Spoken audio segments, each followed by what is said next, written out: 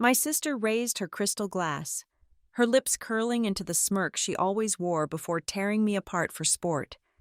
She believed tonight would be another monologue about her perfection, delivered to an audience of our enabling parents. She had no idea that her husband, sitting silently beside her, was about to drop a nuclear bomb on her carefully curated life. By the time the appetizers arrived, her reign as the golden child would be over. My name is Brielle Cartwright, and if there is one thing I have learned in my 32 years of navigating the minefield that is my family, it is that the most brutal assassinations do not happen in dark alleys. They happen under the soft glow of crystal chandeliers. Amidst the clinking of sterling silver and the polite murmur of high society, tonight was supposed to be a celebration. Though nobody had explicitly stated what we were celebrating, that was the Cartwright way. We gathered, we ate expensive food, and we allowed my younger sister to shine while I served as the dull, contrasting background required to make her brightness seem even more blinding. We were seated at a prime corner table in one of the most exclusive restaurants in downtown Minneapolis. Outside, the November wind was howling through the streets, driving snow against the thick plate glass windows. But inside, the air was warm and smelled of truffle oil, roasted duck, and old money. The lighting was that specific shade of golden amber designed to make everyone look 10 years younger and significantly richer. But it did nothing to hide the tension radiating from our table. It felt thick enough to choke on. I sat with my back straight, smoothing the lapel of my charcoal blazer. It was a piece I had picked up in Milan 3 months ago, tailored to fit me perfectly. But to my parents and my sister, it probably just looked like another piece of practical, boring workwear worn by their practical, boring daughter. I kept my hands folded on my lap, resisting the urge to check my watch. I was an observer tonight, a witness. I was not the victim they expected me to be, even if they did not know it yet. Across from me sat Haley, my sister, the golden child, even in her late 20s. She still carried the air of a pageant queen waiting for her crown. She was wearing a crimson dress that was perhaps a bit too loud for a Tuesday dinner, her blonde hair perfectly blow-dried into cascading waves that bounced every time she laughed. And she laughed often. It was a practice sound, high and tinkling, designed to turn heads. "Oh, you should have seen the look on his face," Haley was saying. Her voice projected just loudly enough so that the couple at the table next to us could hear. She was recounting a story about a subordinate at her marketing firm, a tale that inevitably ended with her being the hero and someone else being the fool. I told him that if he could not handle the pressure of a 6-figure campaign, maybe he should look for something in data entry. Honestly, some people just lack the killer instinct. My mother, Linda, beamed at her, eyes crinkling with adoration. She reached out and patted Haley's hand. "You have always been a natural leader, honey, just like your father." My father? Ray grunted in agreement, though his eyes were glued to the wine list as if it contained the secrets to nuclear fusion. He was trying to maintain the illusion of a happy, normal family dinner, which mostly meant ignoring the unspoken friction between his daughters and letting his wife run the emotional show. He adjusted his glasses, looking anywhere but at me. "And what about you, Brielle?" Haley pivoted her attention to me with the sudden sharpness of a raptor spotting a field mouse. The transition was seamless. One moment she was boasting, the next she was hunting. "I feel like we have not heard a peep from you since we sat down. How is life in... Where are you living now? That little studio near the industrial district?" She knew exactly where I lived. She also knew it was not a studio and it was not in the industrial district, but painting me as a struggling artist type was part of her narrative. "I am doing well. Haley," I said, my voice steady. I reached for my water glass, taking a slow, measured sip. "The apartment is fine. Work is busy." "Busy doing what, exactly?" She tilted her head, her earrings catching the light. "Is it still that freelance consulting thing? I was telling Ethan just the other day how much I worry about you. Without a steady corporate ladder to climb, it must be so hard to feel grounded. Do you even have a 401k? She looked at her husband for validation, expecting him to join in the chorus of pity. Ethan Cole sat beside her, cutting a piece of bread with precise, deliberate movements. He was a handsome man in a quiet way, the kind of man you might overlook in a room full of loud personalities like my sister. He was the chief financial officer of a mid-sized logistics firm, a man of numbers and structure. For the 5 years they had been married, I had viewed him as a piece of furniture in Haley's life, a prop she used to complete her picture of the perfect existence. He usually smiled politely, nodded at the right times, and let Haley steamroll over everyone. But tonight, Ethan was not nodding. I watched him over the rim of my glass. He placed the knife down. He did not look at Haley. He did not look at my parents. His eyes were fixed on the centerpiece of white roses, but his peripheral vision was locked on me. It was a look I had seen in boardrooms before, just before a hostile takeover was announced. It was not the look of a bored husband.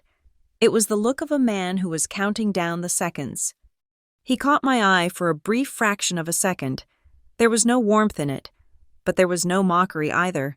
It was a distinct signal of acknowledgement. It sent a shiver down my spine that had nothing to do with the winter draft near the window. Ethan knew. I did not know how much he knew, or what he intended to do with the information, but the mask of the oblivious husband had slipped, if only for me to see. Ethan agrees with me. Do you not, honey? Haley pressed, nudging his arm. Brielle needs stability. Ethan finally looked up. He took a long moment before answering. I think Brielle knows exactly what she's doing. Haley. His tone was neutral, devoid of inflection, but the words hung in the air like heavy smoke. Haley blinked, confused by the lack of enthusiastic support. She let out a nervous little laugh, brushing it off. Well, of course she thinks she does, Haley said, recovering quickly. But thinking you are successful and actually seeing the numbers in your bank account are two different things. Mom, did I tell you we are thinking of upgrading to the estate in Edina? The bonus from this last quarter was substantial. Oh, really? My mother gasped, clasping her hands together. That is wonderful. Ray, did you hear that? Our baby is buying an estate. I heard. Linda, I heard, my father muttered, signaling the waiter for a bottle of wine that I knew cost more than my rent used to be 10 years ago. I felt the familiar constriction in my chest, the old fight-or-flight response that had been conditioned into me since childhood. My heart rate picked up, a rhythmic thumping against my ribs. Thump-thump, thump-thump. It was the sound of anxiety, the physical memory of 1,000 dinners just like this one, where I was made to feel small so Haley could feel big. I took a deep breath through my nose, holding it for 4 seconds before exhaling silently.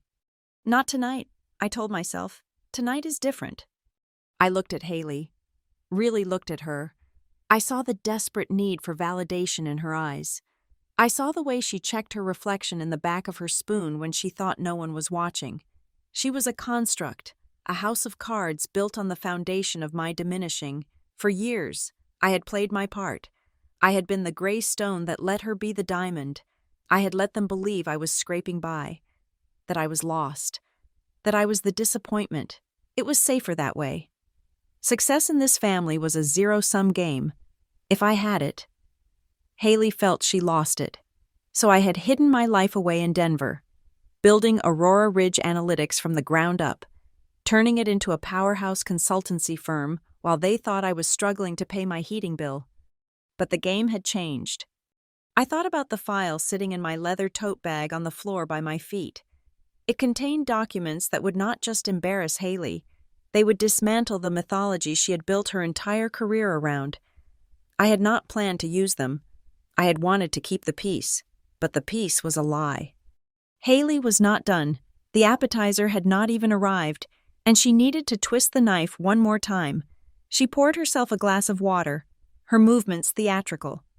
You know, Brielle, she started, her voice dropping to that faux confidential whisper again. I actually spoke to a friend of mine in HR at a big insurance firm downtown. They are looking for administrative assistance.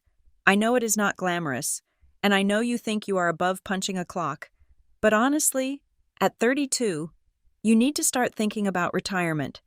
I could make a call for you, It would be a favor, but I'm willing to do it because we are family." My father sighed, looking uncomfortable. My mother nodded encouragingly. "It is a good offer.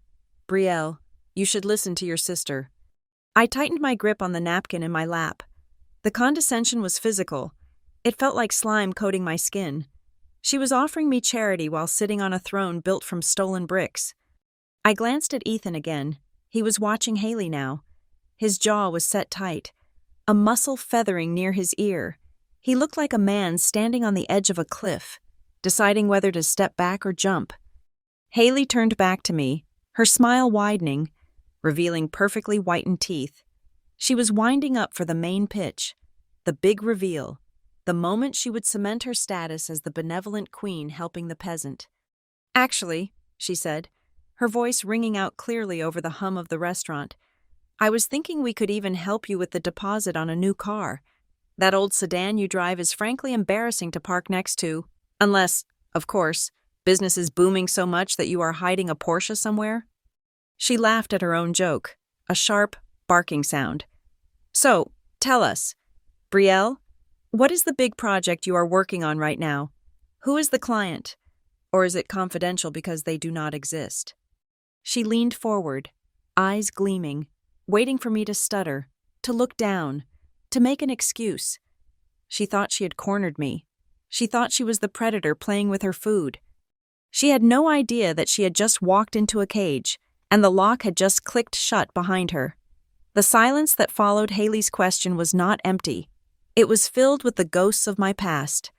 As I looked at her, smug and expectant in her crimson dress, the walls of the high-end restaurant seemed to dissolve, replaced by the beige drywall of our childhood home in a small, suffocating town in Ohio. To understand why I sat there with a calm pulse while my sister tried to dissect my dignity, you have to understand the architecture of my upbringing. I was not abused in the way people usually mean when they whisper that word. I was fed. I was clothed. I was given a roof over my head. But emotionally, I was a ghost haunting a house built entirely for someone else. Haley was the sun. She was the golden child, the one who learned to walk early, talk early, and charm strangers before she could even form full sentences. I was just the practice run. By the time I was in my teens, the dynamic was set in stone. I was the sturdy, reliable, boring furniture, and Haley was the priceless art on the wall. I remembered being 16, sitting at the kitchen table, struggling through advanced placement calculus. I had studied for 3 weeks for the final, desperate to earn a scholarship that would get me out of Ohio. Haley, then just a middle schooler but already possessing the social intelligence of a seasoned politician, had walked by, glanced at my flashcards, and laughed. It was not a mean laugh, which made it worse. It was a dismissive one. She told me that no matter how hard I studied, nobody looked at the girl with the frizzy hair and the off-brand jeans. She told me that boys liked girls who knew how to have fun, not girls who knew how to integrate functions. That night, my parents took us out to dinner to celebrate Haley making the cheerleading squad. My A- on the math final was never mentioned. I learned then that in the Cartwright economy, my hard work was inflation, and Haley's mere existence was gold. So I stopped talking. I stopped sharing my grades. I stopped bringing friends home because Haley would inevitably charm them, make fun of me to them, and then steal them. I became invisible by choice because it hurts less to be unseen than to be seen and found wanting. But the moment that truly severed the cord, the moment that turned my blood from warm familial loyalty into something colder and harder, happened when I turned 18. I had been accepted into a prestigious university on the East Coast. It was my escape hatch. I had calculated the tuition, the room, the board. I knew my parents had a college fund in my name, a modest account started by my grandfather. It contained roughly $40,000. It was not enough for 4 years, but it was enough to start. It was my freedom. I remembered the day I asked for the check to send to the registrar. My father, Ray, refused to meet my eyes. My mother, Linda, did the talking. She sat me down, held my hand, and told me that the family was going through a temporary liquidity crisis. She said they had to borrow the money. She promised it was just for a few months. She asked me to defer my acceptance, to go to community college for a year, to be a team player for the family. I did it. I stayed. I sacrificed my dream school because I thought we were all in this together. 2 years later, when Haley turned 20 and decided she wanted to get married to her high school sweetheart, a marriage that lasted less than 18 months, I found the bank statements. There had been no liquidity crisis. There had been no emergency. The $40,000 from my fund had been transferred to a high-yield savings account designated for Haley's wedding and future. My education had been cannibalized to pay for her catering, her designer dress, and a reception that people in our town talked about for months. When I confronted them, my mother cried, not because she was sorry, but because I was being difficult. She said Haley needed the start in life more than I did because I was strong and Haley was sensitive. That was the night I packed my bags. I left a note, took my beat-up sedan, and drove west until the flatlands of Ohio disappeared into the rearview mirror and the mountains of Colorado rose up to greet me. I arrived in Denver with less than $800 in my pocket and a heart made of stone. I did not ask them for a dime. I waited tables at a diner during the day and took night classes in business administration. I lived in a basement apartment with no heating, wearing 3 sweaters to bed. Studying by the light of a desk lamp I found in a dumpster, I built myself up from zero. I learned that reliance on others was a weakness, and competence was the only currency that mattered. 5 years ago, I founded Aurora Ridge Analytics. It started as just me and a laptop in a coffee shop, helping small businesses streamline their operations. I had a knack for seeing patterns where others saw chaos. I could look at a company's books and see exactly where they were bleeding money. Word spread. Small contracts turned into medium contracts. Medium contracts turned into retainers with regional corporations. I never told my family. When I visited for holidays, I parked my luxury sedan 2 blocks away and walked to the house. I wore simple clothes. I let them believe I was scraping by as a freelance administrative assistant. Why? Because I knew them. If they knew I had money, they would guilt me into giving it to them. If they knew I had success, Haley would find a way to make it seem like a fluke, or worse, she would try to take credit for it. I thought I was safe keeping my 2 lives separate. I was wrong. The incident that brought me to this table tonight, the spark that finally lit the fuse of my retaliation, happened 2 years ago. I had let my guard down during a Christmas visit. Haley was between jobs, complaining about how hard it was to break into upper management. We were drinking wine, and for a moment, she seemed human. She seemed vulnerable. I made the mistake of trying to help. I shared a concept I had been developing for a client, a unique framework for rebranding legacy companies in the digital age. It was a complex, nuanced strategy that I had poured months of research into. I sketched it out for her on a napkin, explaining the psychology behind the consumer retention model. Haley had listened intently, nodding, telling me it was interesting. 3 months later, my mother called me, bursting with pride. Haley had landed a massive director of marketing role at a new firm. She had blown the interviewers away with a revolutionary proposal she had presented. When Haley sent the family the link to her presentation video, my stomach dropped. It was my strategy, not just the general idea, but the specific terminology, the phased rollout, even the metaphors I had used. She had taken my intellectual property, stripped my name from it, and used it to launch her career into the stratosphere. When I asked her about it, she laughed. "Oh, Brielle," she had said over the phone, "ideas are free. Execution is what matters. Besides, you were just doodling on a napkin. I made it real." That was the moment the last thread of sisterhood snapped. I realized then that Haley was not just a spoiled brat. She was a parasite. She fed on my ideas, my money, and my confidence to sustain her own inflated self-image. Which brought us back to the present, to the candlelit table at the Meritage. "So?" Haley pressed, snapping her fingers in front of my face, pulling me back from my memories. "The big project? Or are you just organizing files for a dentist's office?" I looked at her, really looked at her. I saw the insecurity masking itself as arrogance. I saw a woman who had never actually earned anything in her life, who stood on a pedestal built by her parents and reinforced by her theft of my potential. I touched the cool leather of my bag under the table. Inside was the truth. Inside were the bank records from 14 years ago. Inside was the time-stamped original file of the proposal she stole. Inside was the contract proving that I was not just a consultant for Coal Meridian Freight, but the lead strategist who had the power to sign off on their budget, including Ethan's salary. I was not the girl who cried over a rejection letter from a university anymore. I was the CEO of a firm that billed more in a month than Haley made in a year. I had built a fortress of competence and wealth that she could not touch, and tonight, I was going to lower the drawbridge and let the dragon out. "It is funny you ask about my project," I said, my voice steady, betraying none of the adrenaline flooding my system. "Because it actually involves a significant amount of forensic accounting. You know, tracking where things come from. Who really owns what?" Haley rolled her eyes, bored already. "Sounds thrilling. Try not to bore us to death before the entree comes."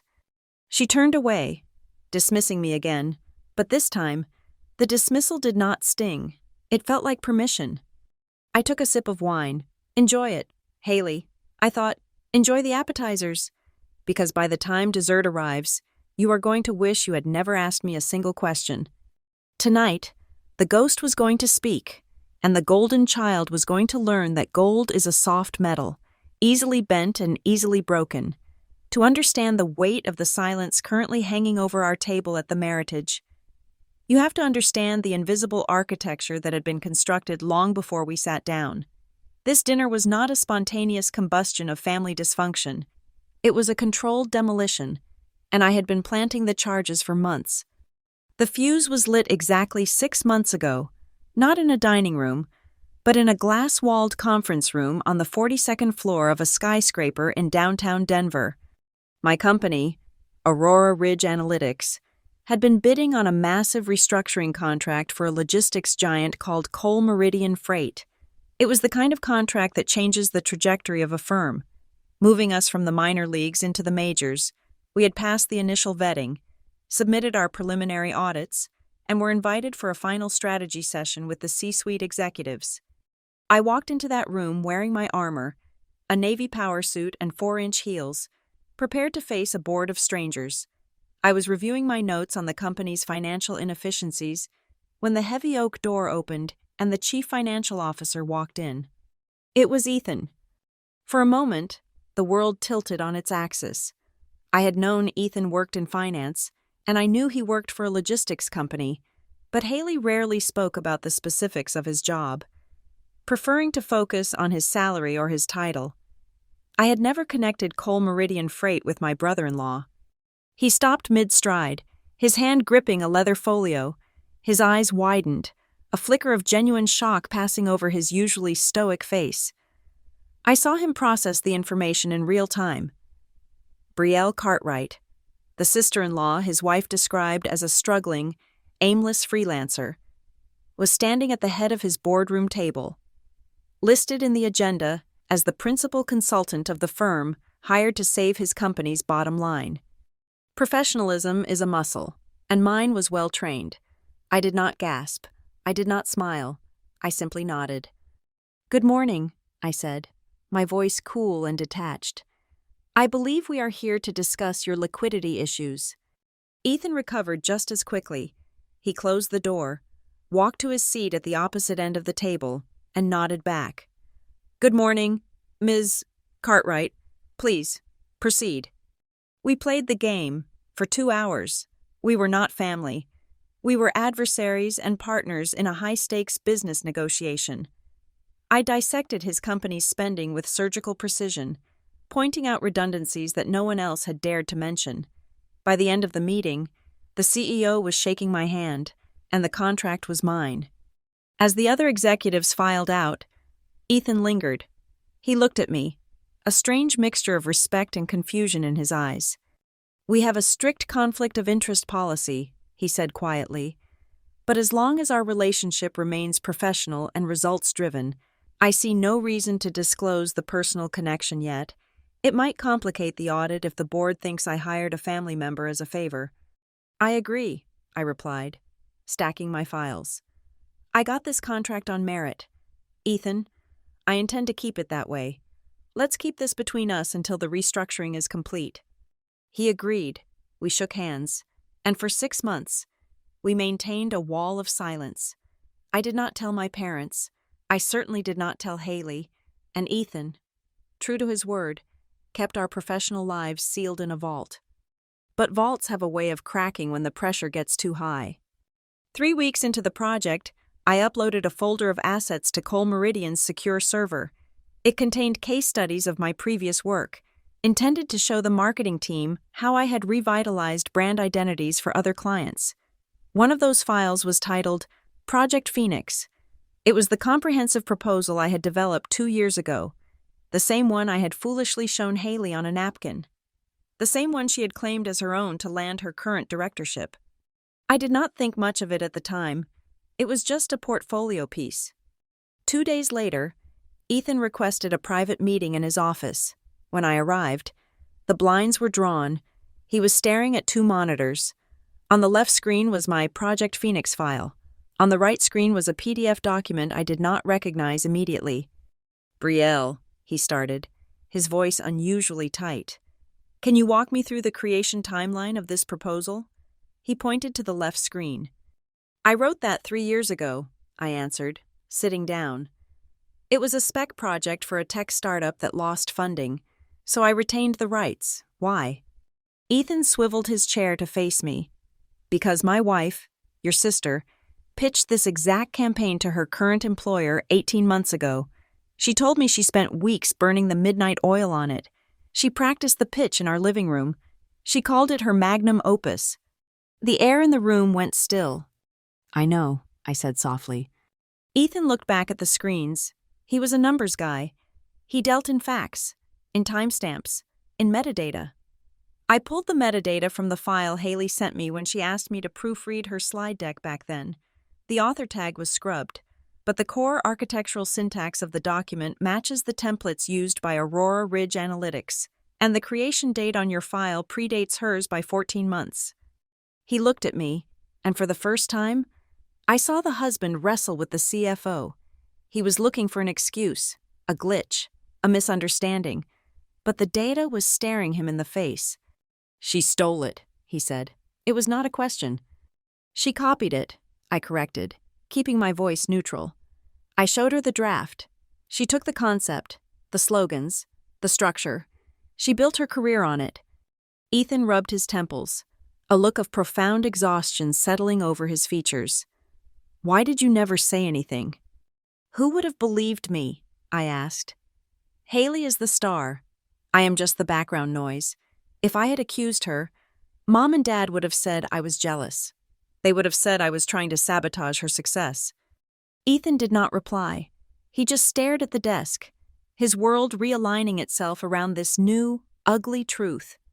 That afternoon, I called a lawyer in Denver, not a family attorney, but a specialist in intellectual property and civil litigation named Mr. Henderson.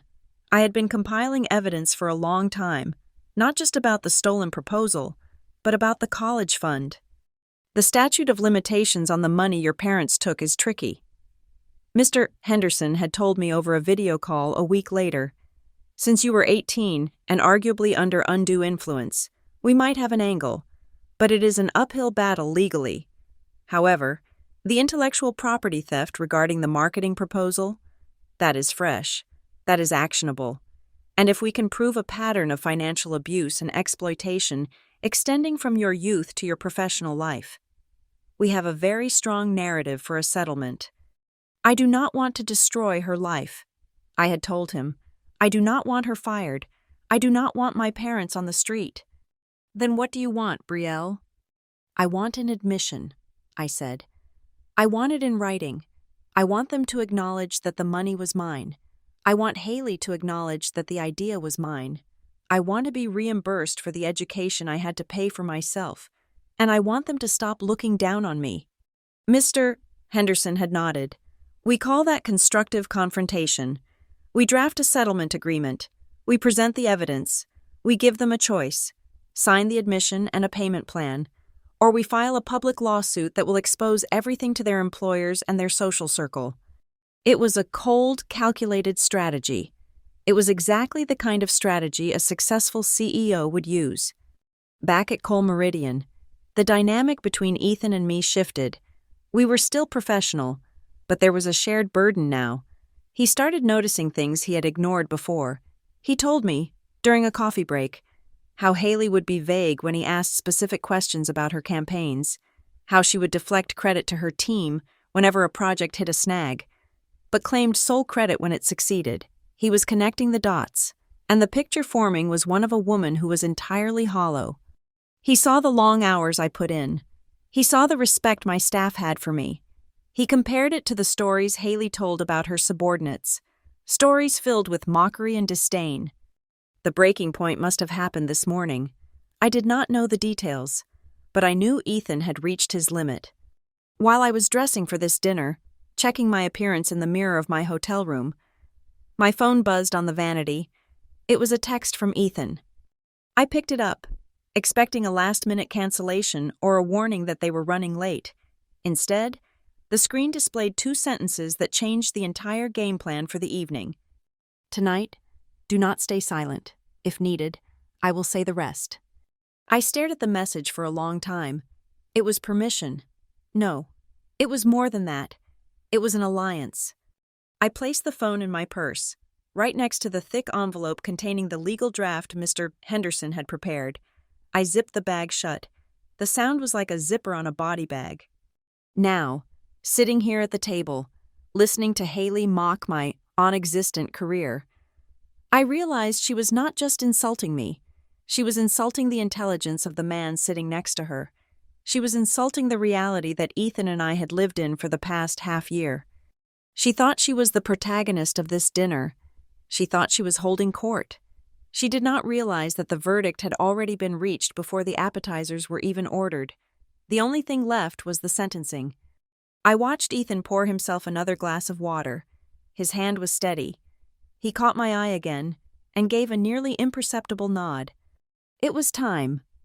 Actually, Haley, I said, my voice cutting through the ambient noise of the restaurant like a diamond cutter through glass. Since you brought up my work, I think this is the perfect time to share exactly what I have been doing. I reached down and lifted my bag onto the empty chair beside me. The leather made a heavy thud. And I think, I continued, unzipping the bag, that Ethan might be very interested in helping me explain it to you. The hours leading up to the dinner at the Meritage felt less like preparation for a family gathering and more like the final countdown to a surgical operation. It had started, as it always did, with a phone call from my mother, Linda. It was 2:00 in the afternoon, and I was in my hotel room reviewing a client's quarterly projections. The ringtone alone, a default chime I hadn't changed in years, was enough to make my stomach tighten. Brielle, her voice chirped, overly bright, carrying that specific tone she used when she was about to ask for something unreasonable. You are coming tonight, right? Please tell me you did not forget. I did not forget, Mom, I said, putting my tablet down. 7:00.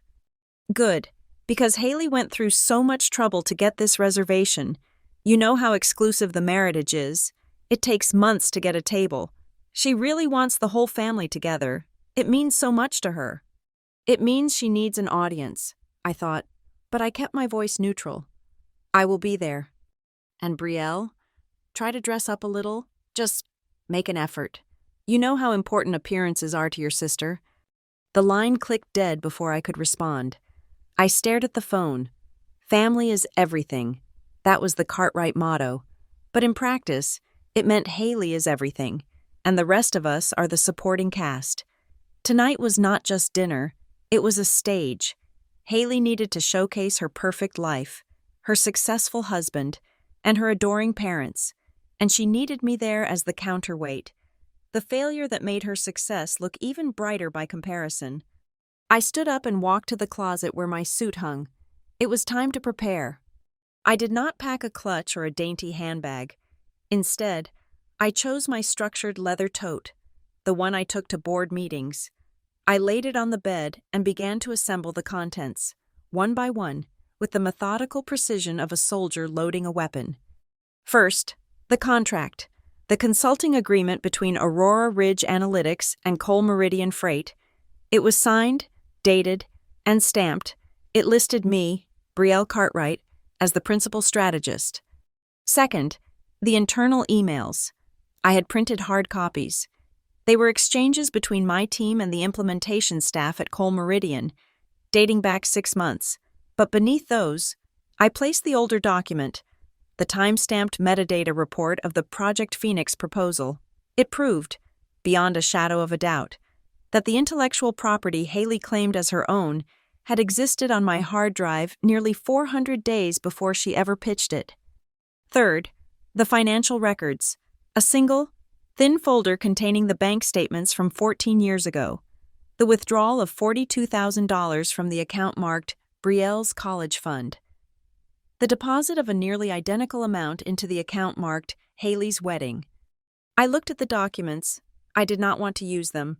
In a perfect world, we would eat dinner, talk about the weather, and go home.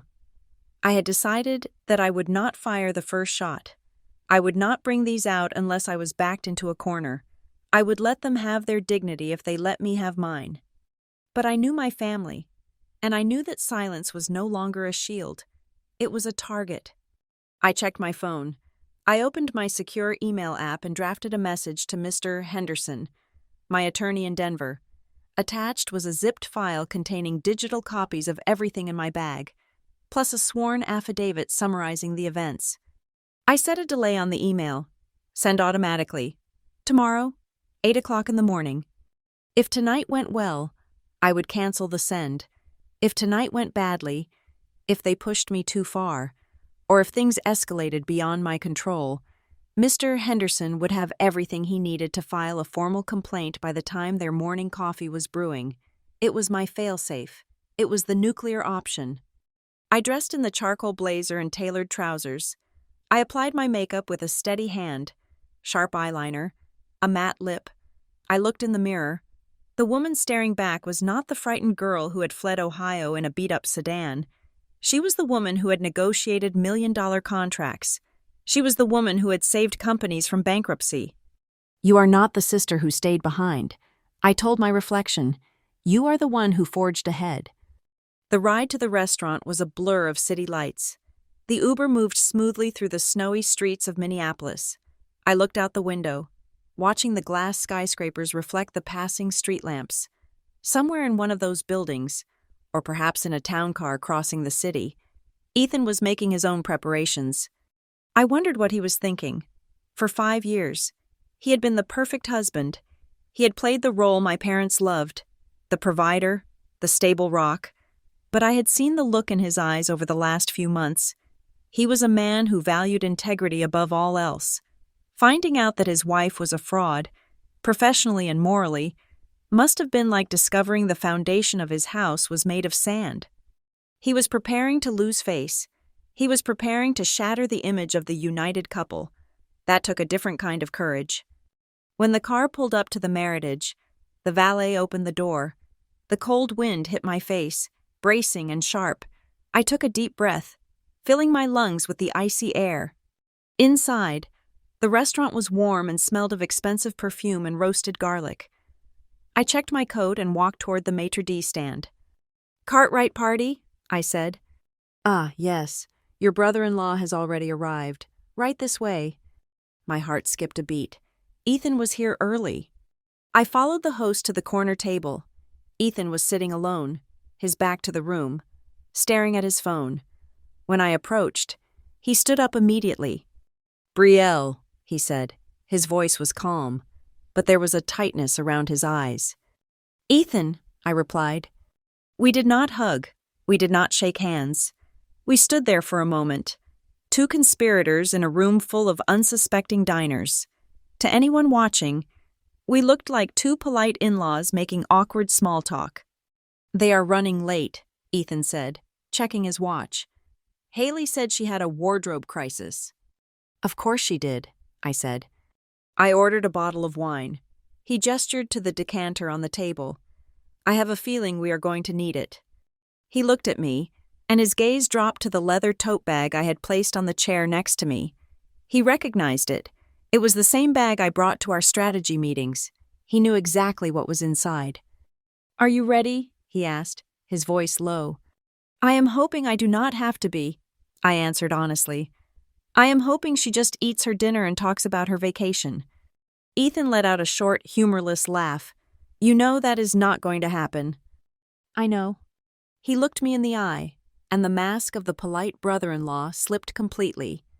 I checked the bylaws of the company today, he murmured, leaning in slightly. If there is a public scandal involving intellectual property theft by a director-level employee, the board can move for immediate termination with cause. I just want you to know, I am aware of the consequences, and I do not care. I felt a surge of respect for him. He was willing to blow up his own comfortable life to stand on the right side of the line. Thank you, Ethan, I whispered. Just then, the heavy oak doors at the front of the restaurant swung open. The change in the room's atmosphere was palpable. Heads turned. Haley had arrived. She walked in like she was stepping onto a red carpet at a movie premiere. She was wearing a floor-length crimson gown with a slit up the thigh, completely inappropriate for a family dinner, but perfect for someone desperate for attention. She had a white faux fur stole draped over her shoulders and diamonds sparkling at her throat. Behind her, my parents trailed like weary assistants, carrying her coat and gift bags. She scanned the room, spotted us, and waved theatrically, her bracelets jingling. Sorry we are late, she announced to the room at large as she approached the table. Traffic was an absolute nightmare, and then I just had to change my earrings. Ethan and I exchanged one last look. The silent pact was sealed. The stage was set. The main character had arrived for her performance, blissfully unaware that the script had been rewritten while she was busy choosing her jewelry. Haley reached the table and leaned down to kiss Ethan on the cheek, leaving a smear of lipstick. She didn't look at me. She just breezed past, taking the center seat, commanding the space. Waiter, she called out, snapping her fingers. We are going to need champagne, the expensive stuff. We have so much to celebrate. I sat down, pulled my chair in, and rested my hand on the strap of my bag. Yes, Haley, I thought, let's celebrate. The appetizers had barely touched the white linen tablecloth before Haley launched into her performance. It was a monologue she had clearly rehearsed, polished, and perfected for this exact audience. She swirled her wine glass, the liquid catching the light, and leaned back with the air of a monarch addressing her court. Honestly, the CEO was practically begging me to take the lead, Haley said, her voice carrying that distinct, sharp timbre that demanded attention. He said, Haley, this company has been stagnant for 10 years. We need fresh blood. We need a visionary. And I told him, look, if you want me to save this quarter, you have to let me do it my way. It was a risk, obviously. Most people in marketing are too scared to rock the boat. But you know me. I do not do safe. She laughed, a sound that grated against my nerves like sandpaper. My mother, Linda, gazed at her with rapturous adoration, nodding along as if Haley were recounting a Nobel Prize acceptance speech rather than a standard corporate meeting. And the campaign idea? Haley continued, glancing sideways at Ethan, though her eyes did not actually see him. I came up with it in a dream. Literally. I woke up at 3 a.m. and just mapped the whole thing out. The Phoenix strategy, I call it, a total rebirth of the brand identity. My boss said it was the most brilliant concept he had seen in 20 years. He asked if I had a team help me, and I said, no, this is 100% me. I felt the blood rise in my cheeks, hot and stinging. The Phoenix strategy. She had not even bothered to change the name I had scribbled on that napkin 2 years ago. She was claiming the hours I spent researching, the sleepless nights I spent analyzing market trends, and the very soul of my work as a spontaneous dream she had in the middle of the night. I gripped the stem of my wine glass so hard I worried it might snap. I looked at Ethan. He was staring at his plate, his jaw set so tight I could see the muscle twitching beneath the skin. He knew. He knew the metadata. He knew the timestamps. Hearing her lie so brazenly, right next to him, must have felt like a physical blow. But Haley was not done. Elevating herself was only half the ritual. The other half required lowering me. She turned her head sharply, her eyes locking onto mine with a predatory gleam. But enough about my six-figure bonuses and executive decisions. It feels tacky to brag when not everyone is in the same tax bracket. She offered me a pitying smile, the kind you give to a stray dog you have no intention of feeding. So, Brielle, be honest with us. Are you still doing those little odd jobs in Denver? What was it last time? Data entry? Or are you, and please do not be embarrassed to say it, are you receiving any government assistance? Because I saw an article about how hard it is for single women in their 30s to stay afloat in this economy. The table went silent. The air pressure seemed to drop. My father, Ray, suddenly found the pattern on his napkin incredibly fascinating. He wiped his mouth, avoiding my gaze entirely. My mother let out a nervous, tittering laugh, waving her hand dismissively but not stopping the assault. "Oh, Haley, do not tease your sister," Linda said, though her tone suggested that Haley's question was valid, just poorly timed. "I am sure Brielle is managing. Are you not, dear? You always scrape by." Scrape by? That was how they saw me. A scavenger, a bottom feeder. I took a slow, deliberate breath. "I am doing fine, Haley," I said, my voice steady, though it took every ounce of my willpower to keep it that way. "I pay my bills. I do not need anyone's charity." "There is no shame in needing help, Brielle," Haley pressed, her voice dripping with faux concern. "I mean, look at you. You are wearing that same blazer you wore at Christmas 2 years ago, and you are driving that sedan that sounds like a lawnmower. I'm just saying, if you need a loan, Ethan and I can write a check. We have plenty. I just worry that you are stuck, unstable." She leaned in, lowering her voice to a theatrical whisper. "It is not healthy, Brielle. At your age, you should be building equity, not just surviving. It makes me sad to see you like this. It really does." I opened my mouth to respond, to unleash the torrent of facts I had stored in my arsenal. I wanted to tell her that my blazer was a $2,000 Italian import, not the knockoff she remembered. I wanted to tell her that my sedan was parked at the airport because I had flown in first class. But before I could speak, a sharp clink cut through the air. Ethan had dropped his fork onto his china plate. It was not a loud noise, but in the sudden silence of the table, it sounded like a gunshot. He did not look up immediately. He picked up his napkin, dabbed the corners of his mouth, and placed it neatly on the table. Then, he turned his head slowly to look directly at his wife. "I think," Ethan said, his voice terrifyingly calm, "that the person at this table who lacks stability is not Brielle." The silence that followed was absolute. It was the kind of silence that happens right before a car crash, when you see the headlights but cannot move. Haley blinked, her smile faltering. She let out a confused, high-pitched giggle. "Ethan, what are you talking about? You are so funny. Did you have too much wine?" She reached out to touch his arm, but Ethan pulled away. It was a subtle movement, but it was a rejection so clear it chilled the room. "I am not joking. Haley," he said. He turned his body in his chair, angling himself away from her and toward me. His eyes met mine, and I saw the resignation in them. He was done. He was handing me the detonator, but he was also offering to push the button himself. "Brielle," he asked, his voice clear and projecting to the entire table. "Do you want to tell them? Or should I be the one to explain to your parents exactly who is signing the checks that pay for this dinner?" I sat frozen for a split second. I had expected him to back me up, maybe defend me against the insults. I had not expected him to drop the payload right here, right now, before the soup course. My mother looked between us, her eyes wide. "Ethan?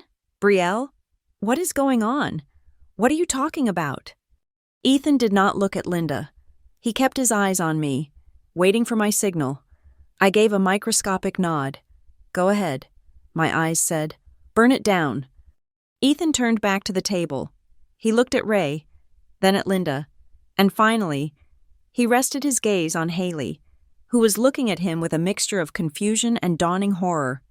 You asked about Brielle's job, Ethan said, his tone conversational but laced with steel. You asked if she was on welfare. You asked if she needed a loan. He leaned forward, resting his elbows on the table. For the past 6 months, Cole Meridian Freight, the company where I am the chief financial officer, has been undergoing a massive, critical restructuring. We were bleeding money. We were on the verge of layoffs. We hired an external consultancy firm to come in, audit our entire operation, and save us from bankruptcy. That is boring work stuff, Ethan, Haley snapped, her voice trembling slightly. Why are you bringing this up now? You are ruining the mood. The firm we hired, Ethan continued, ignoring her completely, is called Aurora Ridge Analytics. They are the top strategy firm in the Midwest right now. Their fees are astronomical, but they are worth every penny because they are the best. He paused, letting the information hang in the air. And do you know who owns Aurora Ridge Analytics? Ethan asked. Haley shook her head, a frown marring her perfect forehead. I do not know. Some old guy in a suit? Who cares? Brielle owns it, Ethan said. The words landed like stones in a pond. What? Haley whispered. Brielle, Ethan repeated, gesturing to me with an open hand. Your sister, the woman you just offered a data entry job to. She is the founder and principal strategist. She is the one who pitched the restructuring plan to our board. She is the one who identified the leaks in our budget. And she is the one who has the final authority to approve or deny the executive payroll. He looked at Haley, his expression deadly serious. You brag about my bonus? You brag about the estate we are buying? That money comes from the budget that Brielle approved. My salary this month, next month, and for the foreseeable future only exists because her signature is on the bottom of the authorization contract. I watched the color drain from Haley's face. It did not happen gradually. It was instant. 1 second she was flushed with wine and arrogance, and the next she was as pale as the tablecloth. Her mouth opened, but no sound came out. My mother gasped, her hand flying to her chest. Her fork clattered onto her plate, bouncing off the rim and landing on the floor with a metallic ring. Brielle? Is that true?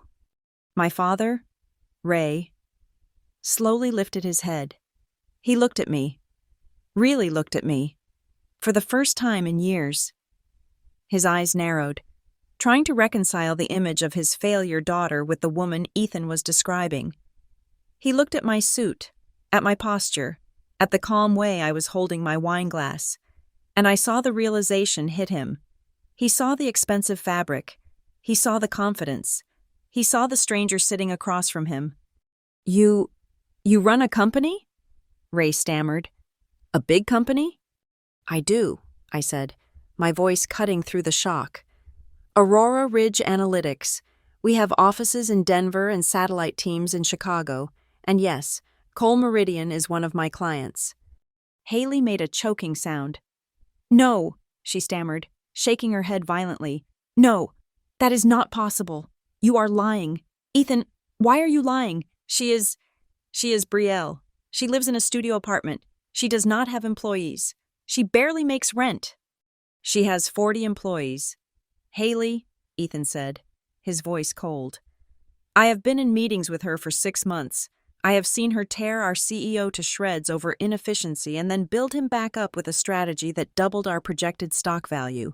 She is not scraping by. She is rich, significantly richer than you and I combined. Haley looked at me, her eyes wide and terrified. She looked for the lie, for the joke, for the punchline. But there was none. There was only me, sitting calmly, watching her world fracture. So, Ethan said, picking up his fork again, though he did not eat, I think we can stop asking Brielle if she needs gas money. And maybe, just maybe, We should start asking her why she felt the need to hide her success from this family in the first place. The silence that returned to the table was different now. It was not the silence of tension, it was the silence of a vacuum, the sound of all the oxygen being sucked out of the room as the hierarchy of the Cartwright family collapsed in upon itself. Haley sat frozen, her hand trembling as she reached for her water glass. Realizing too late that the sister she had been mocking all night held the keys to the kingdom she thought she ruled. The silence that had fallen over the table was shattered by the sound of Haley's laughter. It was a brittle, frantic sound, like glass grinding against stone. She shook her head, her blonde curls bouncing, and reached for her wineglass with a hand that was visibly trembling. "Oh, Ethan," she said, her voice pitched an octave higher than usual. "You are being so dramatic. I think the stress of this restructuring is getting to you. You are misunderstanding the corporate hierarchy." She looked around the table, seeking allies, her eyes wide and pleading. "Mom, Dad, you know how these things work. Companies hire consultants all the time. They give them fancy titles to make them feel important so they can justify the hourly rate. I am sure Brielle is part of the team. Maybe she is a liaison or a junior analyst, but saying she owns the firm that controls your payroll? That is just, it is a misunderstanding of the org chart." She turned her gaze to me, her smile tight and predatory, desperate to put me back in the box she had built for me. "Brielle, tell him you are just a vendor, a contact point. You are not actually making executive decisions, right? That would be ridiculous." I picked up my fork and slowly, deliberately, pierced a piece of roasted beet on my salad plate.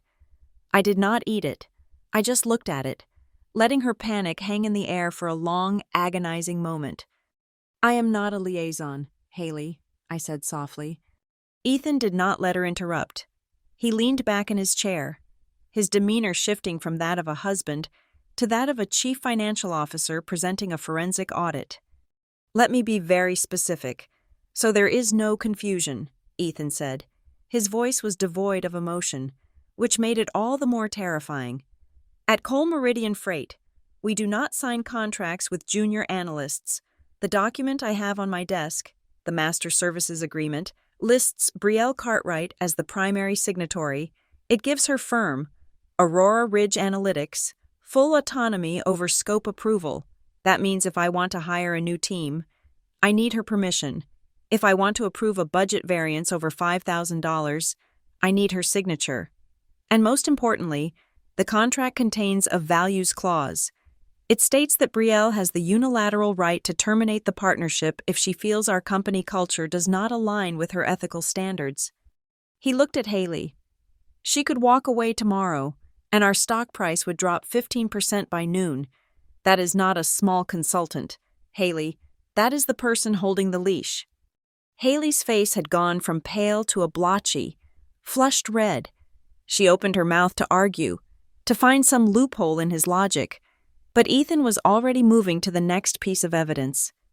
He was methodically dismantling her reality, brick by brick. "But that is not the most interesting part," Ethan continued, his eyes locking onto hers. "You know, when we started this process, Brielle's team uploaded a secure folder of case studies to our server. It was meant to show us their past successes, to prove they could handle a rebranding of our scale." I saw Haley's eyes dart nervously. She sensed where this was going, even if she did not want to believe it. "I was looking through those files last week," Ethan said, "and I found a proposal titled The Phoenix Strategy. It looked familiar. In fact, it looked identical to the $1 million campaign you pitched to your current firm 18 months ago, the one you told us you dreamed up in the middle of the night, the one you said was 100% your genius." Haley griped the edge of the table. That is a coincidence," she stammered, her voice shaking. "Marketing concepts overlap all the time. Great minds think alike, right?" "It was not an overlap, Haley," Ethan said. "It was a mirror image. The slogans, the demographic analysis, the color palette codes. It was the same document." "Well, maybe Brielle saw my work," Haley shouted, abandoning her sweet sister persona entirely. Maybe she copied me. You know she is always jealous of my career. She probably hacked into my cloud or something and stole it to put in her portfolio to look impressive. It was a desperate, ugly accusation, and it hung in the air like a foul smell. Ethan shook his head slowly, a look of profound disappointment on his face. I thought you might say that, so I asked our IT department to run a metadata diagnostic on the file Brielle provided. Haley froze. The file on Brielle's server was created 412 days before you ever pitched your campaign, Ethan stated, reciting the numbers with brutal precision. The original author tag belongs to an administrator account at Aurora Ridge Analytics.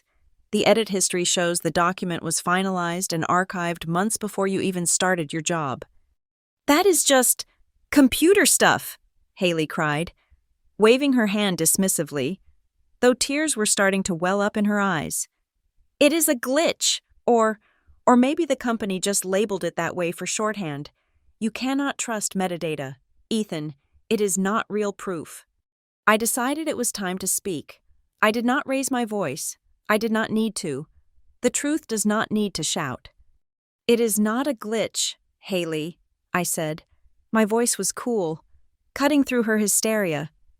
Do you remember Christmas? 3 years ago? We were sitting in the living room. You were complaining about your boss. We were drinking that cheap Merlot you bought. Haley stared at me, her breath hitching.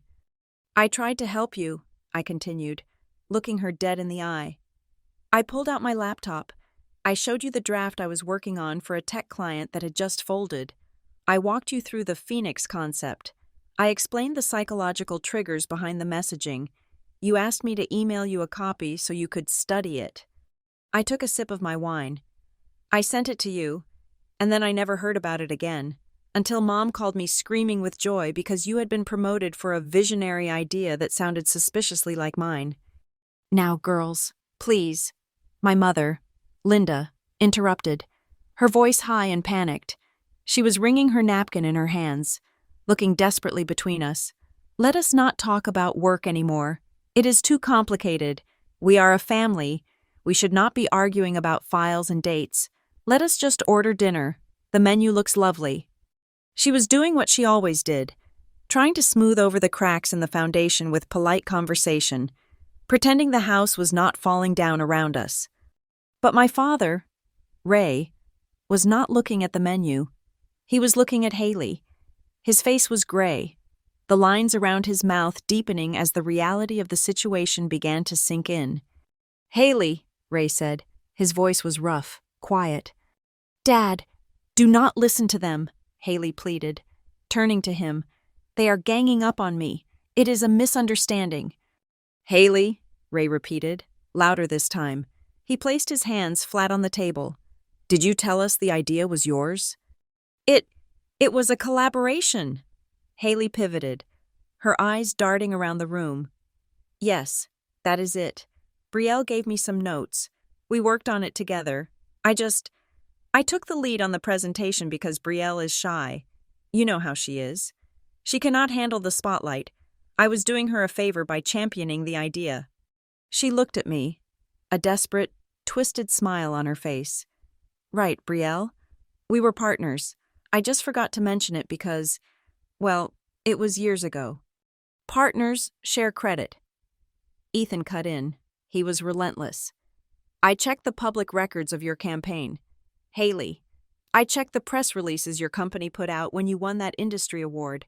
I even checked the internal project credits that you listed on your resume.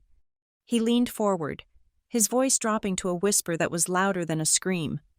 Brielle's name does not appear once, not in the footnotes, not in the thank yous, not even in the email chains. Because it was informal, Haley shrieked, slamming her hand on the table. My God, why are you doing this to me? You are my husband. You are supposed to be on my side. I am on the side of the truth, Ethan replied. And right now, that puts me very far away from you. The atmosphere at the table was suffocating. It felt heavy, physical, like we were underwater. I could feel the eyes of the other diners on us. At the table to our left, a couple had stopped eating entirely, openly watching the spectacle. The waiter, who had been approaching with a tray of appetizers, stopped 10 feet away, sensing that interrupting now would be like walking into a firing squad. This was not a dinner anymore. It was a tribunal. There was no judge, and there was no jury. But the evidence was piling up on the starch-white tablecloth, and the verdict was becoming inevitable. Haley looked at her husband, then at her parents, and finally at me. For the first time in her life, she looked small. The bravado was gone. The golden child armor had been stripped away, leaving behind a terrified woman who had built a castle on a swamp and was now watching it sink. "It is not fair," she whispered, her voice cracking. "You planned this. You both planned this to humiliate me." "We did not plan anything. Haley," I said, my voice flat. "You invited us to dinner. You asked the questions. You demanded to know about my life. All we did was answer you." The air around the table was radioactive. The silence was no longer empty. It was heavy with the debris of Haley's shattered lies about her career, but I knew that destroying her professional credibility was only the first step. That was business. What came next was personal. I reached down into my leather tote bag one last time. My hand brushed against the cool, smooth paper of the final envelope. It was thin, much lighter than the stack of corporate contracts I had just used to bludgeon Haley's ego, but it held significantly more weight. I placed the envelope on the white tablecloth, right next to the centerpiece of roses that was starting to look wilted under the heat of the tension.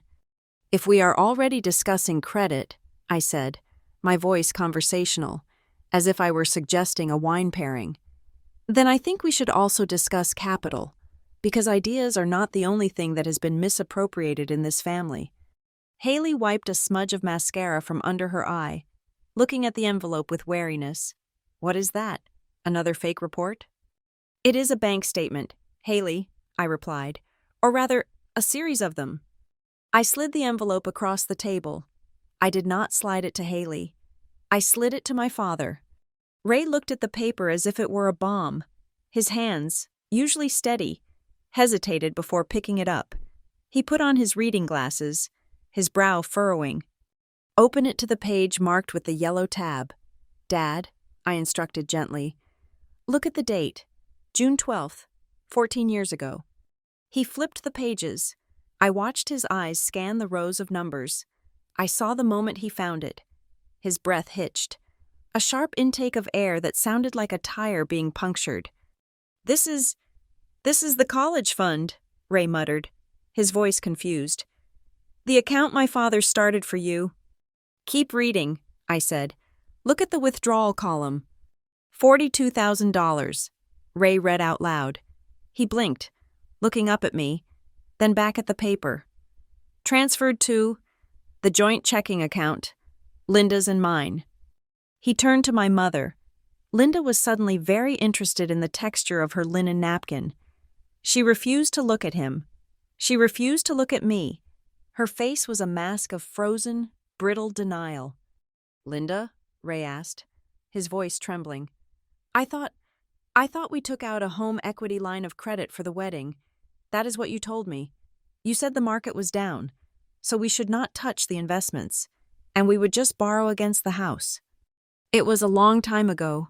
Ray," Linda whispered, her voice tight. "Details get fuzzy."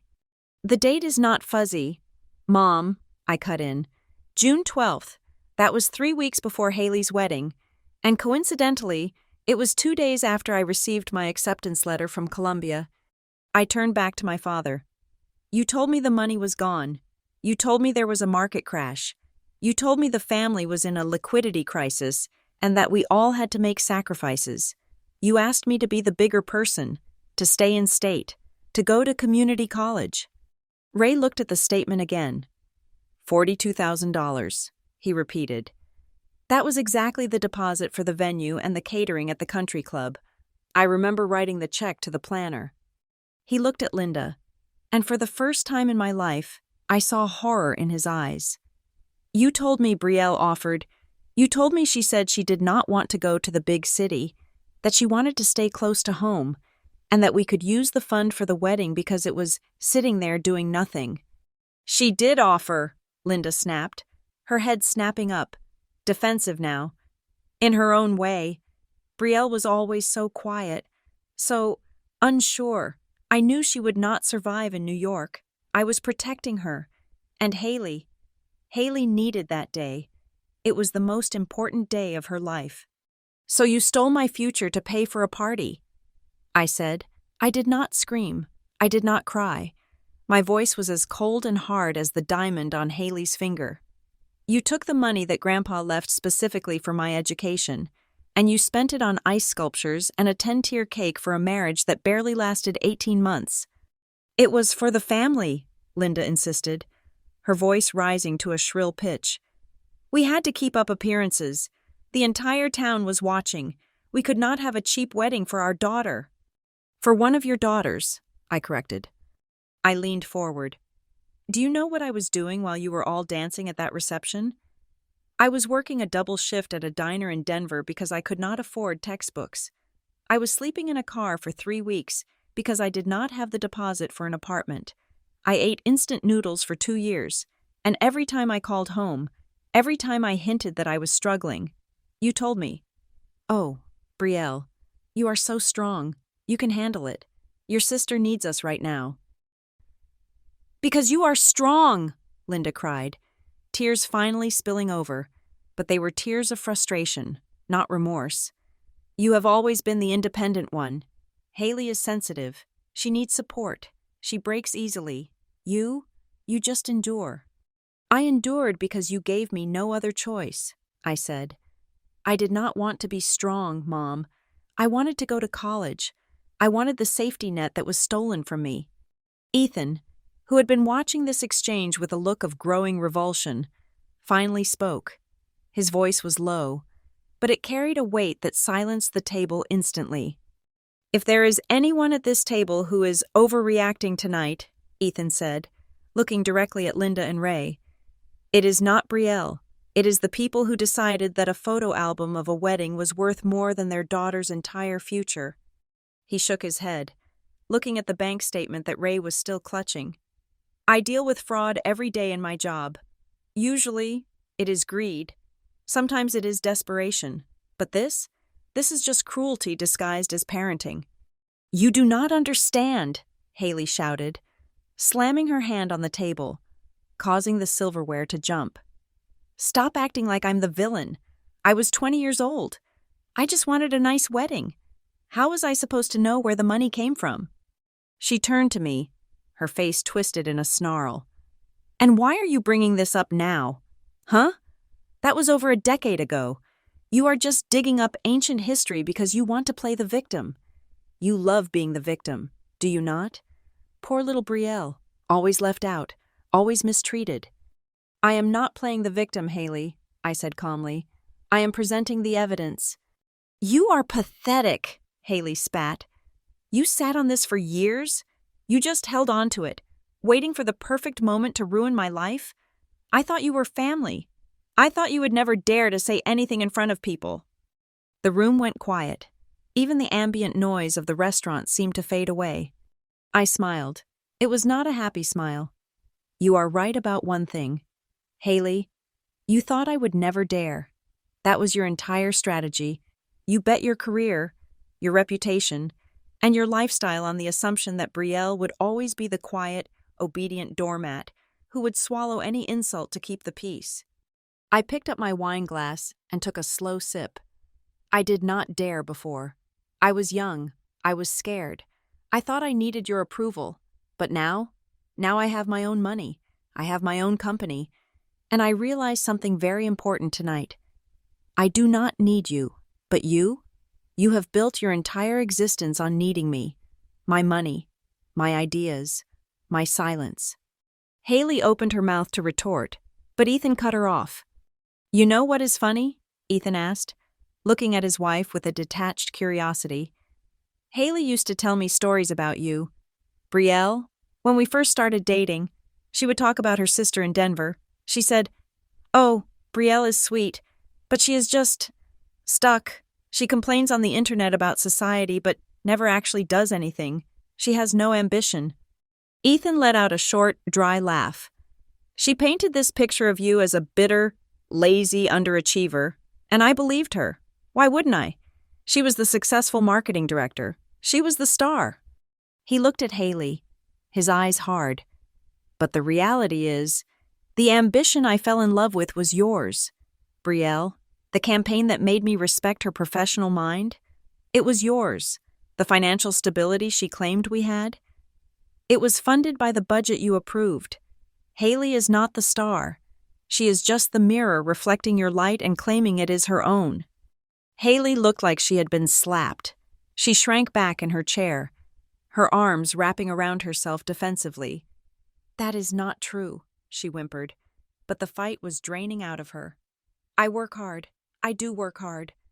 You work hard at maintaining the illusion, Ethan corrected. There is a difference. Linda looked from Ethan to Haley. For the first time all night, perhaps for the first time in 30 years, I saw the blind faith in her eyes crack. She looked at her golden child, the daughter she had protected and elevated at any cost, and then she looked at the bank statement on the table. She looked at the time-stamped emails I had produced earlier. She realized that the narrative she had enforced for decades was a lie. Haley was not the special one. Haley was the hollow one. And I was not the broken one. I was the one who had survived them. Ray slowly placed the bank statement back on the table. He took off his glasses and rubbed his eyes wearily. He looked like he had aged 10 years in 10 minutes. We thought, Ray started, his voice cracking. We thought we were doing the right thing, helping the one who needed it most. You did not help her. Dad, I said softly. You crippled her. You taught her that she could take whatever she wanted without earning it, and you taught me that I did not matter. I sat back, the adrenaline finally starting to ebb, leaving behind a cold, clear clarity. But I learned a different lesson. I learned that if I wanted anything in this life, I had to build it myself, and I did. I built a life that none of you can touch, none of you can claim, and none of you can destroy. The waiter, a young man who looked absolutely terrified, approached the table cautiously. Apologies for the interruption. Would you like to see the dessert menu? The question was so absurd in the context of the carnage on the table that I almost laughed. No, Ethan said, not taking his eyes off Haley. I think we have had enough. But the night was not over. The truth was out. The documents were on the table, but the final severing, the moment where the family truly broke, was still to come. Linda was staring at Haley with that new, horrified expression, a look of a creator realizing her masterpiece was actually a forgery, and Haley, stripped of her victimhood and her glory, was cornered. And a cornered animal always bites one last time. The bank statements were the emotional hook, but emotion does not stand up in court. Evidence does. And I had learned long ago that in the world of business, and apparently in this family, the only thing that commands true respect is leverage. I reached into my bag for the third and final time. The leather was starting to feel heavy, not with physical weight, but with the gravity of what I was about to do. I pulled out a stapled document, the paper crisp and white against the dark wood of the table. It was not a bank record or an old email. It was a formal legal correspondence from the law offices of Henderson and Associates in Denver. I placed it on top of the pile, smoothing the edges with a calm, deliberate motion. We have discussed the past, I said, my voice dropping to a register that was devoid of anger, devoid of sadness, and filled only with the cold, hard logic of a boardroom negotiation. Now, I think we need to discuss the future, specifically, the legal exposure you have created for yourself. Haley. Haley looked at the document, squinting at the bold header. What is that? She asked, her voice thin and reedy. Is that a lawsuit? It is a draft, I corrected her. A notice of intent to file for intellectual property theft, civil damages, and unjust enrichment. I opened the folder to a page where several paragraphs were highlighted in neon yellow. I turned it so she could read it, but I spoke the words for the benefit of everyone at the table. You see, Haley, When you used my proposal to secure your position at your current firm, you did not just lie to your boss. You committed fraud. You accepted a salary, bonuses, and stock options based on a portfolio of work that you did not create and do not own. In the eyes of the law, that is theft. And because you used company servers to transmit those stolen files, you have also implicated your employer in copyright infringement. I leaned back, clasping my hands. If I file this tomorrow morning, 3 things will happen. 1. Your company will be served with a cease and desist order regarding the Phoenix strategy. 2. They will launch an internal investigation which will reveal that the metadata on your files does not match your timeline. And 3. They will fire you for cause to protect themselves from liability. Haley stared at me. Her mouth worked, but no sound came out. She looked like a deer staring down the barrel of a hunter's rifle. Unable to comprehend that the landscape had changed from a forest to a slaughterhouse. You would sue me?" she whispered, the reality finally piercing her delusion. "I am your sister." "And I am a business owner," I replied. "You stole a proprietary asset from Aurora Ridge Analytics. If a stranger did it, I would have sued them 6 months ago. The only reason you are not already in court is because we share a last name, but that protection expires tonight." It was a bluff. In part, I did not want a messy court battle. I wanted closure. But for the bluff to work, the threat had to be real. Suddenly, Linda reached out, her hand hovering over the legal papers as if she wanted to snatch them away and burn them. "Brielle, stop this!" she cried, her voice trembling with panic. "You cannot sue your sister. Think about what people will say. Think about the family reputation. We can work this out. We can pay you back for the college fund. Slowly. But do not drag the law into this." I looked at my mother. For 30 years, her solution to every problem had been to hide it, paint over it, or pretend it did not exist. "This is not about the college fund anymore, Mom," I said. "This is about my professional integrity. Haley built her career on my work. She is out there right now, winning awards for my ideas. Every day she holds that job is a day she is defrauding me." "But she is family," Linda pleaded, looking at Ray for support. But my father was staring at the table, a broken man. "You do not destroy family." "Family is not a suicide pact." "Linda," Ethan spoke up. We all turned to him. Ethan had been quiet for the last few minutes, letting me lay out the legal framework. But now, he leaned forward, his elbows on the table, his expression grave. "I actually spoke to our general counsel at Cole Meridian yesterday," Ethan said. Haley whipped her head around to look at him, her eyes wide with betrayal. You talked to a lawyer? About me?" "I talked to a lawyer about us," Ethan corrected, his voice steady. "I needed to know if Haley's fraud could blow back on me, or on Cole Meridian. Given that we are using Aurora Ridge for our restructuring, I needed to ensure that if this went to court, Brielle's company would not be countersued for some conflict of interest." He looked at me, and there was a profound solidarity in his gaze. The lawyer assured me that since Brielle owns the original IP and the timestamps predate Haley's employment, Aurora Ridge is in the clear. And he also told me that if I knowingly concealed this fraud once it was brought to my attention, I could be liable as an accessory. Ethan turned to Haley. "I made a choice. Haley, I chose to protect the truth. I chose to protect my professional standing, and I chose to protect the person who actually did the work." "You are siding with her?" Haley gasped, tears streaming down her face now, ruining her makeup. "You are supposed to be my husband. You are supposed to protect me." "I cannot protect a lie." "Haley," Ethan said, his voice dropping to a whisper, "I will not build a marriage on a foundation of theft. If you want to fix this, you have to own it. You have to fix it." Haley looked around the table. She had no allies left. Her parents were paralyzed by the shame of their own financial theft. Her husband had consulted legal counsel against her, and her sister, the one she called boring and unstable, was holding a loaded gun in the form of a lawsuit. "What do you want?" Haley asked. her voice small and defeated. Do you want money? Is that it? I can give you the bonus. I can transfer it tomorrow. I do not want your money, Haley, I said. I make plenty of my own. I reached into the folder and pulled out a single sheet of paper. It was a drafted agreement. Simple and direct. This is a settlement offer, I said, sliding it toward her. It is non-negotiable.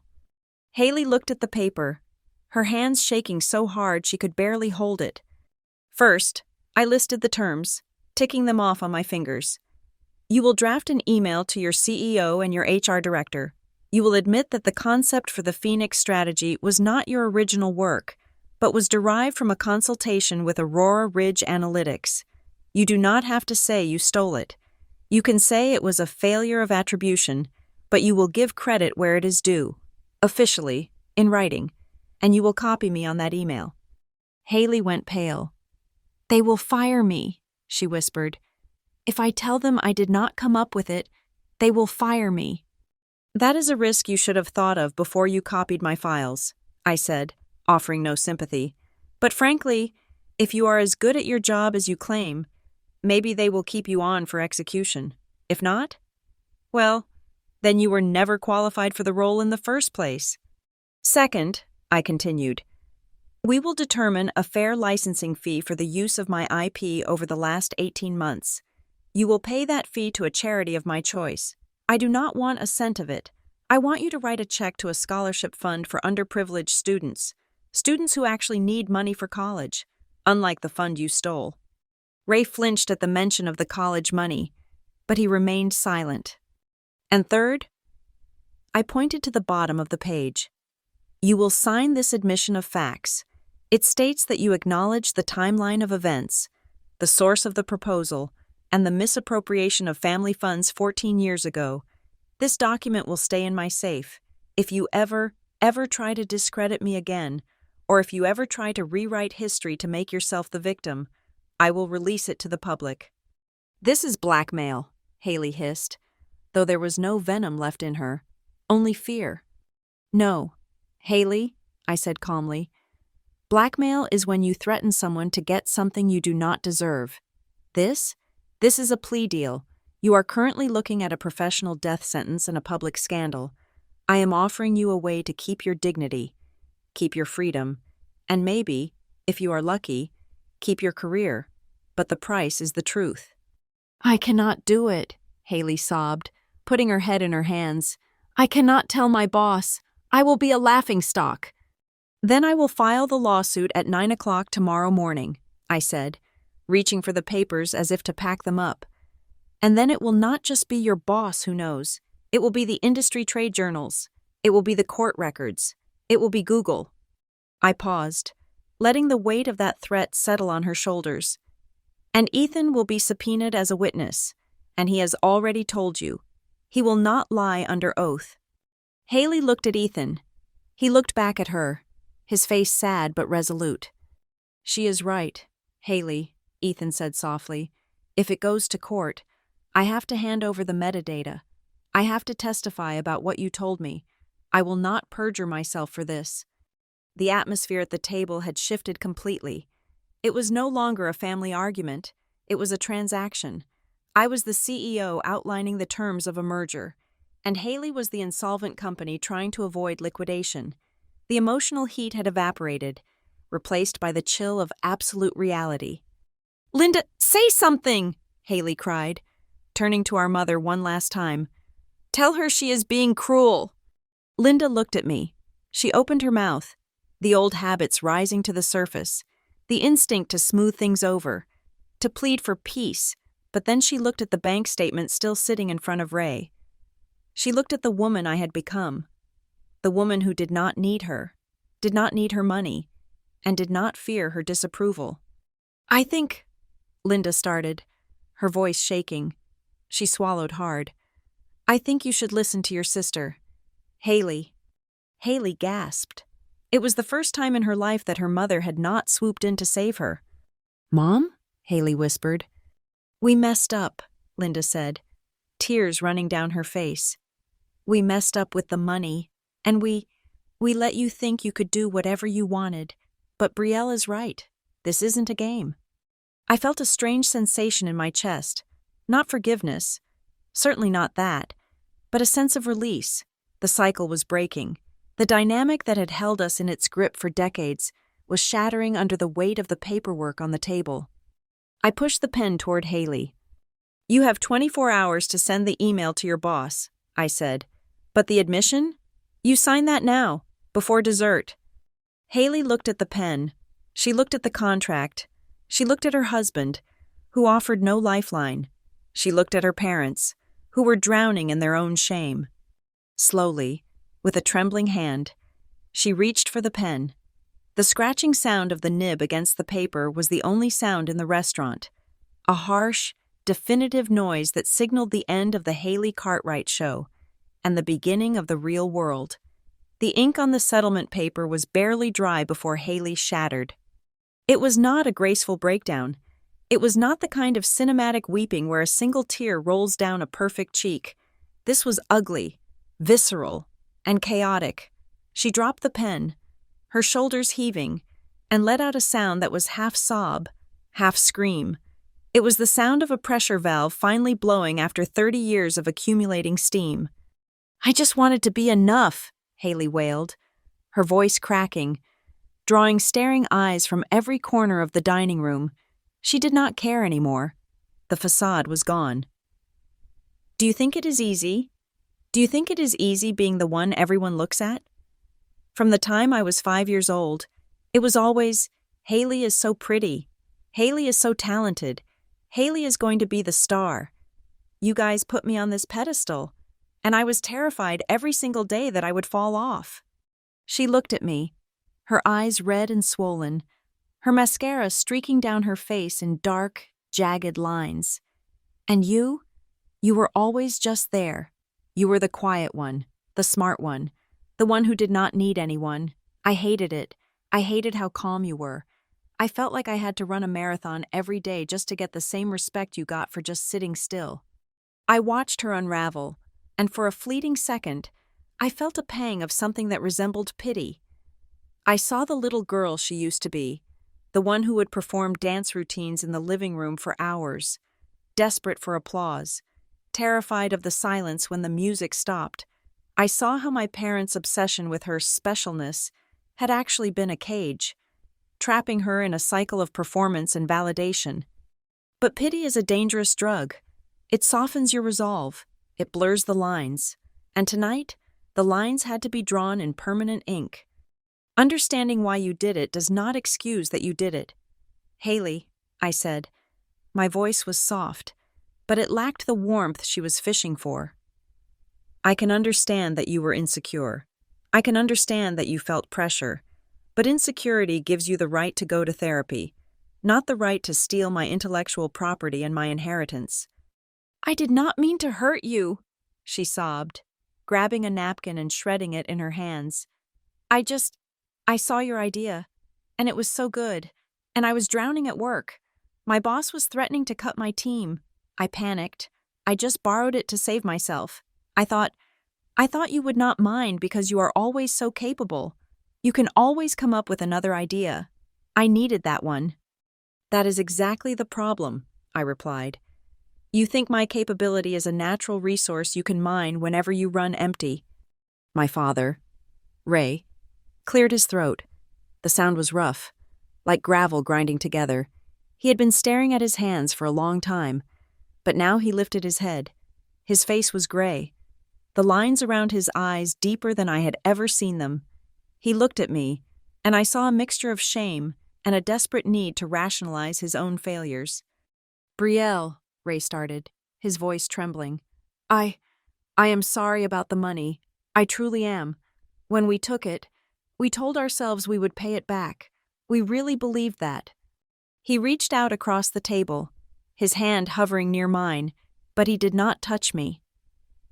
"But you have to understand, we looked at you, and we saw someone who was made of iron. You were always so independent, even when you were a teenager. You never asked for help. You just handled things. And Haley was like glass. We were always so scared she would break if we did not cushion the world for her. He looked at me with pleading eyes. We thought you could take the hit, Brielle. We thought you were strong enough to make it on your own. And look at you now. You proved us right. You built a company. You are successful. In a way, our faith in your strength was justified, was it not? I felt a cold fire ignite in my chest. It was the most insidious kind of apology, the kind that twisted neglect into a compliment. Do not do that, I said sharply. Do not rewrite my trauma as your parenting strategy. Ray flinched, pulling his hand back. I was not strong because I wanted to be. Dad, I continued, keeping my voice steady. I was strong because if I broke, no one was going to catch me. You did not bet on my strength. You gambled with my life, because you knew I was the safer bet to lose. You knew I would not scream. You knew I would not cause a scene. You sacrificed me because I was the path of least resistance. I looked at Linda, then back at Ray. And let us be clear, I succeeded in spite of what you did, not because of it. Do not dare take credit for my resilience when you were the ones holding the hammer that tried to shatter me. The table fell silent again. Ray looked down, defeated. The excuse he had clung to for 14 years had just evaporated. This stops tonight, I announced, looking at each of them in turn.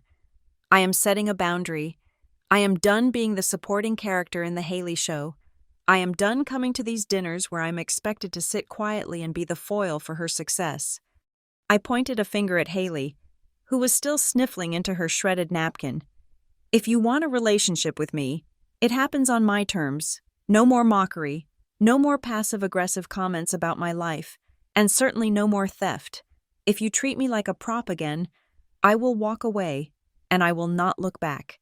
And unlike when I was 18, this time, I have the resources to make sure you never find me. Haley looked up, her eyes wide with fear. She was realizing that the dynamic had permanently shifted. The doormat had stood up, and she had nowhere left to wipe her feet. But the final blow had not yet landed. Ethan, who had been watching the emotional fallout with the detached precision of a surgeon, finally moved. He reached into his own jacket pocket. He did not pull out a handkerchief to comfort his wife. He pulled out a folded document of his own. Since we are putting everything on the table, Ethan said, his voice dropping to a register that commanded absolute attention, there is one more thing. Haley froze. What is that? I told you I spoke to our general counsel, Ethan said, but I did not tell you everything. He unfolded the paper. 6 months ago, when I started seeing discrepancies in your stories, how you talked about your team, how you complained that your assistants were useless and that you had to do everything yourself, I started to get a bad feeling. It reminded me of a fraud case I audited 5 years ago. A manager who took credit for everything but blamed his team for every failure. It is a behavioral pattern. He looked at Haley, his expression devoid of the love that used to be there. I hired a private attorney, not for us, for me, to assess my liability exposure if it turned out that my wife was professionally compromised. You investigated me? Haley whispered, the betrayal evident in her voice. I protected myself, Ethan corrected. And it is a good thing I did, because based on what I have seen tonight, the lies, the theft, the manipulation, I have to make a decision about my own future. He placed the document on the table. It was not a lawsuit. It was a separation of assets agreement. I am not filing for divorce yet, Ethan said, and the word yet hung in the air like a guillotine blade. But I am separating our finances effective immediately. I will not have my credit, my reputation, or my earnings tied to someone who thinks theft is a shortcut to success. If you want to save this marriage, Haley, you are going to have to do a lot more than cry. He leaned in, his eyes hard. You are going to have to become a person I can actually respect, and right now, I do not respect you at all. Haley looked as if she had been physically struck. She looked at me, the sister who had outmaneuvered her. She looked at her parents, who were too drowning in their own guilt to save her, and she looked at her husband, who had just erected a wall of legal protection between them. The isolation hit her all at once. For the first time in her life, she was not the center of the universe. She was alone on an island of her own making, and the tide was rising fast. "You are all against me," she whimpered, her voice small and trembling. "My own family. You are all looking at me like I am a monster." "We are not looking at a monster, Haley," I said, my voice cutting through the self-pity. "We are looking at you." I leaned forward, locking eyes with her. "You spent your whole life desperate to be seen, didn't you? You wanted the spotlight. You wanted the attention. Well, look around. You have it. Everyone is looking at you. Dad is looking at you. Mom is looking at you. Ethan is looking at you. I am looking at you." I paused, letting the words sink in. "But we are not looking at the version you invented. We are looking at the real Haley. The one who steals because she is terrified she is empty. The one who bullies because she feels small. This is what being seen actually feels like. It is not applause. It is accountability." Haley's face crumpled. She pushed her chair back violently, the wood scraping against the floor with a screech that made everyone in the restaurant flinch. She stood up, her chest heaving, her hands balled into fists at her sides.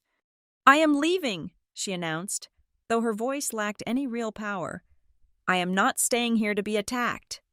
She turned to grab her purse, her movements jerky and uncoordinated. She took one step away from the table, then two.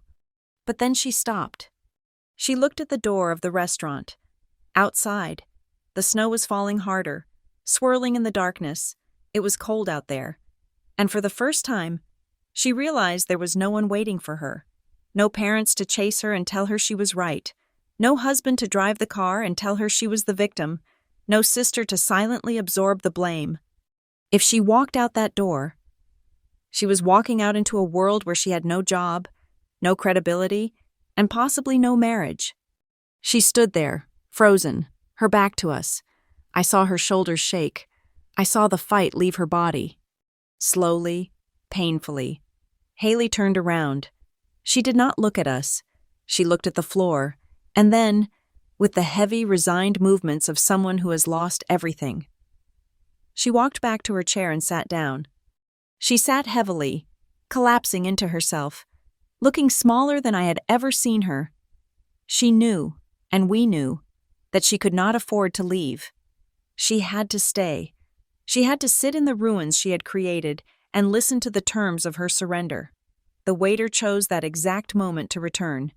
He approached our table with the hesitancy of a man walking into a minefield, balancing a silver tray on one hand. He cleared his throat softly, the sound unnaturally loud in the vacuum of our silence. "The cheesecake," he murmured, placing 4 plates of dessert onto the table, with the raspberry coulis, as ordered. He set the plates down, the stark white china, the rich yellow cake, and the violent red smear of the sauce looked grotesque against the backdrop of our ruined evening. It was a celebration dessert for a funeral. No one picked up a fork. No one even looked at the food. The cheesecake sat there, a silent, mocking prop, in a play that had gone horribly off script. Ethan stared at the dessert for a long moment. Then he placed his hands flat on the tablecloth. He took a deep breath, his chest expanding against his dress shirt.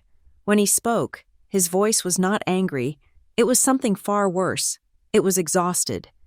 "You know," Ethan said, looking at the untouched cake, "for 5 years, Haley, I have listened to you talk about your sister. I can quote you almost verbatim."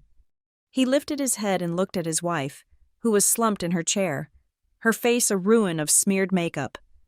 "You told me Brielle was a freeloader," Ethan recounted, his tone level and factual, like he was reading a deposition. "You told me she had no ambition. You told me she was the kind of person who sucks the energy out of a room, because all she does is complain about how unfair the world is. You painted a portrait of a woman who was a burden, a failure, someone we had to tolerate but could never respect." He turned his head slowly to look at me. His eyes were clear, filled with a mixture of apology and newfound clarity. But tonight, I sat here, and I watched the reality. I watched a woman who built an empire from nothing. I watched a woman who holds herself with more poise in the face of betrayal than anyone I have ever met. And then I looked at you. He turned back to Haley, and I realized that everything you said about her was actually a confession about yourself. You are the one who needs to be carried. You are the one who drains the energy from the room. I cannot live with a woman who only feels like she is shining when she is extinguishing someone else's light. Ethan's voice dropped, becoming deadly quiet. If you want to keep this marriage, Haley, and frankly, I am not sure if I want to keep it right now, but if you want even a chance, you have to learn how to see other people without needing to crush them under your heel just to feel tall. Haley let out a choked sob. Her hands were trembling in her lap. She looked at me, her eyes brimming with fresh tears. But for the first time, the malice was gone. In its place was a terrified, pathetic vulnerability. I was jealous, she whispered. The confession hung in the air, heavy and ugly. I was so jealous. Brielle, you were always the smart one. You were the one who didn't need anyone. I was scared. I was scared that if you succeeded, if you actually made it, then everyone would see that I was nothing. I thought if I kept you down, I could stay on top. It was the truth, finally, but it was a selfish truth. Even in her confession, it was about her fear, her status, her image. I looked at her, and the anger I expected to feel wasn't there. It had burned itself out, leaving behind a hollow ache. I realized I was mourning the sister I never had, the relationship that had been dead for years before I even acknowledged the corpse.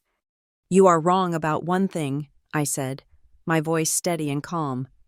You do not need to lose for me to win. Haley, that is the lie you told yourself to justify what you did. Success is not a finite resource. We could have both been great. We could have been a team.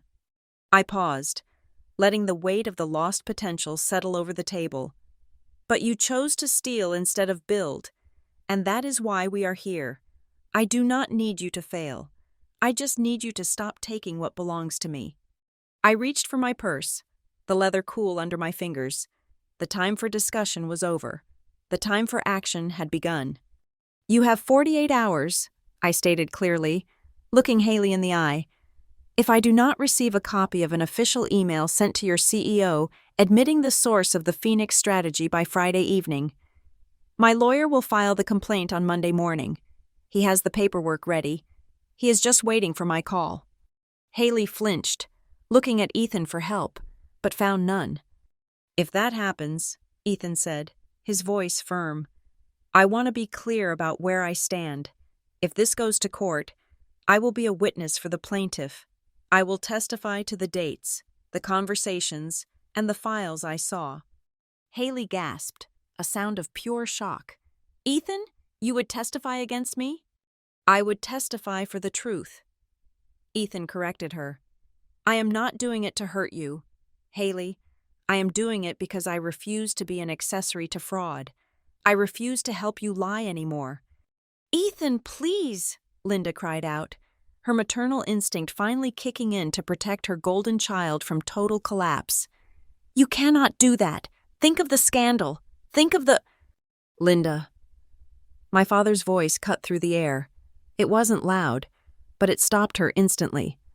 Ray reached out and gripped Linda's wrist. His hand was shaking, but his grip was firm. He looked at his wife with tired, sad eyes. Stop it. Just stop. We have been silent for too long. We let this happen. We fed this monster. We are not going to protect it anymore. Linda looked at him, stunned into silence. It was the first time in 30 years I had seen my father stand his ground when it came to Haley.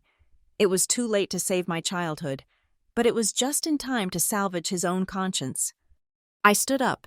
The movement was fluid, decisive.